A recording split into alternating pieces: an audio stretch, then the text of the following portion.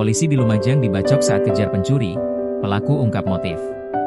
Anggota Polsek Ranuyoso Aibtu Susanto Kurniawan harus menjalani perawatan intensif di Rumah Sakit Umum Daerah, RSUD, Dr. Haryoto Lumajang.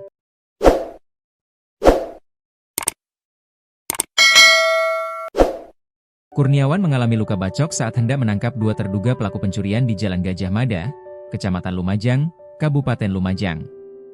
Sebelumnya, Aibtu Kurniawan dan satu anggota Satreskrim Polres Lumajang melakukan pengejaran terhadap terduga pelaku pencurian yang dicurigai hendak beraksi. Namun, saat hendak ditangkap, dua terduga pelaku melakukan perlawanan dan melukai Aibtu Kurniawan. Kapolres Lumajang AKBP Alexandi Siregar mengatakan, anggotanya mengalami 3 luka bacok di sekujur tubuhnya. Salah satu bagian tubuh Kurniawan yang terluka, kata Alex, berada di bagian perut sebelah kiri dan tangan kanan.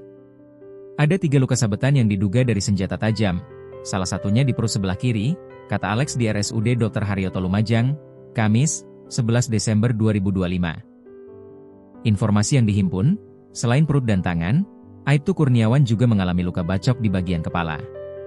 Alex menjelaskan, luka pada bagian perut yang dialami anggotanya cukup parah sehingga perlu dilakukan perawatan intensif. Saat ini, Kurniawan diketahui masih belum sadarkan diri dan masih mendapatkan penanganan medis di instalasi bedah sentral. Yang di bagian perut itu cukup parah dan butuh penanganan operasi, jelas Alex. Tak bawa senjata saat dibacok. Kapolres Lumajang, AKBP Alexandi Siregar mengatakan bahwa anggota Polsek Ranuyoso yang dibacok saat hendak menangkap terduga pelaku pencurian, tidak membawa senjata api.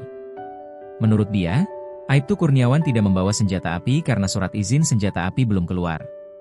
Kebetulan yang bersangkutan surat izin senjata apinya belum keluar sehingga tidak membawa senjata, kata Alex di RSUD Dr. Haryoto Lumajang, Kamis, 11 Desember 2025.